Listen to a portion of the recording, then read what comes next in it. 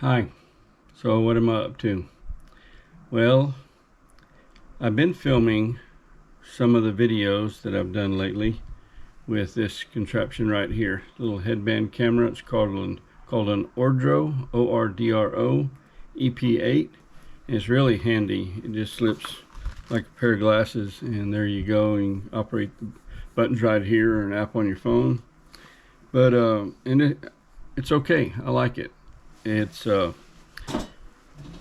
handy, easy to slip on, and a lot less conspicuous than a GoPro. I have a GoPro Hero 10 Black. Can't show that to you because I'm using it to film right now. But it has a head strap, goes around, and got a little bigger camera than that little Ordro right there above your forehead, right in the middle. And it's a little more conspicuous. So but I kind of want to compare the two because they're both essentially head-mounted cameras. And I had noticed in the video that I did yesterday at the Jackson Street Park that I don't think the stabilization is as good as it is with the GoPro. And I wanted to compare the two.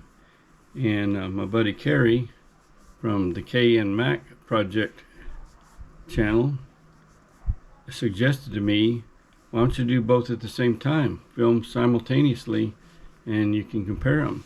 So I went to YouTube and searched, put in the keywords to see how to display or present two different videos shot from different cameras at the same time on YouTube. And Movavi, the software that I use, they have great tutorials on YouTube. I found it right quick, and what you're about to see is me doing that to compare the two. And what you're going to see, the Ordro EP8 it will be on the right, and the GoPro 10 is on the left. And there's quite a bit of difference, both in the lighting and in the movement that you see, the stabilization. Now, we're not comparing apples to apples. The Ordro is about half the price of the Hero 10 Black, or somewhere along in there. At the end, I might show a clip, Amazon, of each one of them, so you'll have a better idea and the cost difference. But anyway, here's the Ordro EP8 right up against GoPro Hero 10 Black, and off we go. I have since found out that this is actually part of what is called the Brenham hiking and biking trail. And I wondered when I made the Henderson Park video, from what I was seeing, the walking trail here, how can that possibly be 2.2 miles? Well, come to find out, the actual hiking and biking trail starts back over there, off in the distance there where all the cars are parked. That is the Brenham High School, and back over here to the left is the tennis courts that are alongside the entrance into the Brenham High School. And the hiking and biking trail starts right by the tennis courts, and it goes down the road going toward the high school, and then turns and comes this way, and then you have to cross Bluebell Road, which that's kind of like playing Frogger on that road. Any of you old school people know what Frogger is. Anyway, you have to cross the road, and then you come down here and you continue on, and it goes all the way through Henderson Park, comes out the other side, parallel Fireman's Park, and go up, and you cross Martin Luther King and go by Brookshire Brothers. You head on downtown, and it ends at Tobin Park, T-O-U-B-I-N, which is where one of the historic cisterns in Brenham for the firefighters back in the day is, and that's the 2.2 miles. So Henderson Park is just one piece of it right in the middle. And I not only wanted to shoot this video, but I haven't done any walking today. I've been doing stuff. One thing I did, and hey, we could go walk down in the creek. Y'all want to? I don't think so. Not today. Someday, but that day is not today. Okay. I wonder if we can. Oh, look. No vehicles on the hike and bike trail, Mr. I'm sure that's a maintenance guy.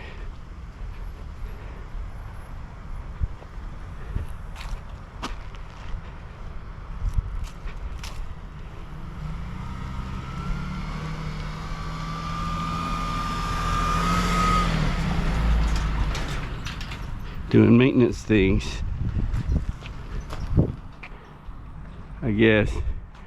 Maybe he's going around robbing vehicles and he's headed to mine. Just kidding. City of Brenham, they do a wonderful job with these parks. What do we got here? Oh, that is a pitcher's mound for warming up. Here we go, and there's where the catcher would be. And whew, well, I loved to play baseball when I was a kid. Posted a picture the other day of my team on Facebook. I posted the 1969 Toledo Tigers. The good old days, right? 1969, 9 years old. There's the batting cage. Such cool facilities. Would have never dreamed about such a thing in my youth. Oh, look. We can go sit in the dugout. Check it out. I don't think anybody will mind. Not here. I'm recording the fact that I'm not here to do anybody any harm.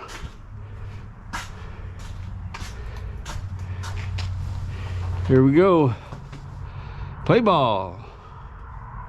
Strike one. Uh-oh.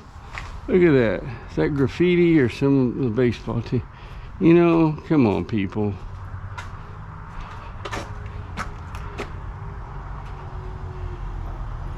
Brenda's something Watkins.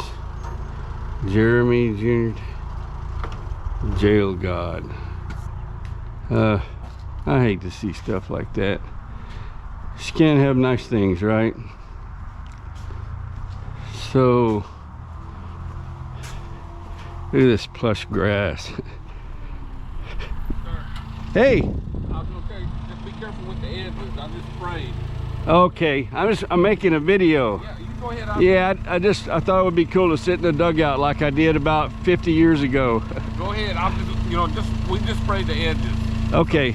Y'all do a great job on the parks in Brenham. I appreciate it. We're lucky to have these parks and the people that take care of them. Thank you, I appreciate it. You have a great rest of your day. Go ahead, go get on the field, but I was just letting you know about the edge. Well, I was just talking about, I played in a little town in South Texas. Our field was in Pettus, Pettus, and it was mostly dirt. And the outfield, there was a creek down on the far side of the outfield. So from about 50 feet behind the base paths, it was downhill. So if you're an outfielder and the ball got by you, you're not only chasing the impetus of the ball, you got gravity working against you too. But it was what we had, and we had a great time. I mean, me and you probably close to the same age, but the ball field, there was several, not all, but several that we played on that had barbed wire fences. The background noise is what I'm worried about. Yeah. There were several of them that had barbed wire fences. Yeah. You know, and a lot of little small towns, you know, none of them could really afford the luxuries of the building. We didn't have an outfield fence.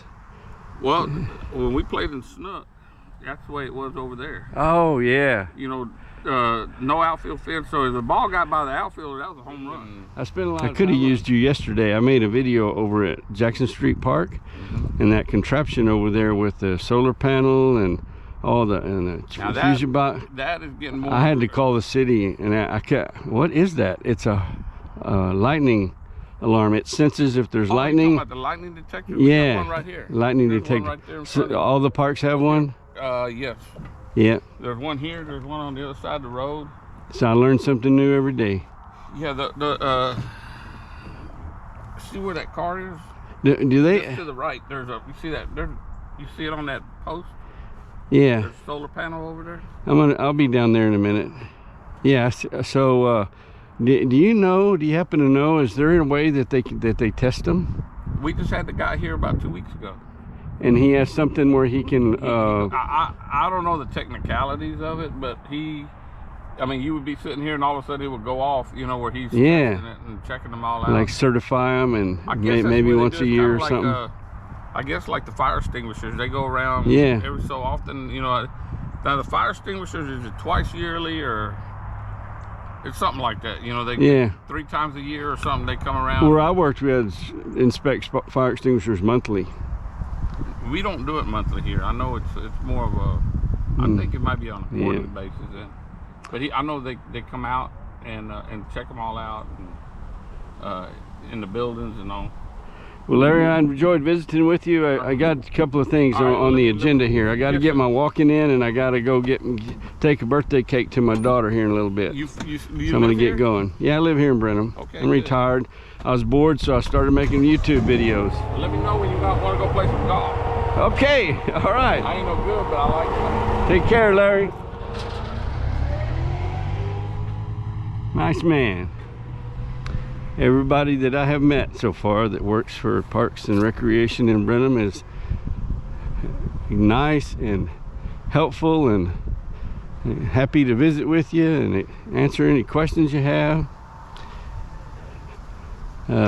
That might make this video a little bit longer than I had expected or planned on, but I hate to cut out nice conversation like that.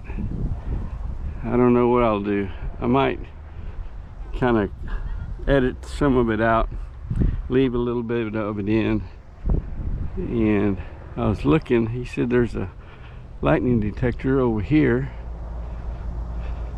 I just thought about it. You know, I mean, I told him I was filming a video, but imagine when he saw me, he thought, look at this dude. What the hell's up with him? Here we go.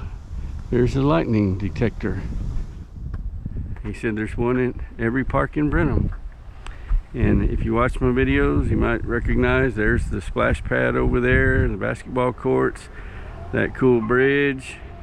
There's the, what is it, F-111A, I think, the Air Force jet.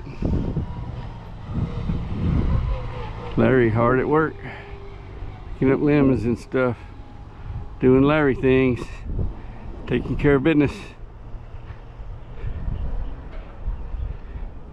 Look at there, the family out over there got letting their little kids swing. Squirrel. I wonder if the cameras pick up the squirrel. And there's, right over there's where I talked to the lady that was telling me about the crazy people that sleep in the trees here at night.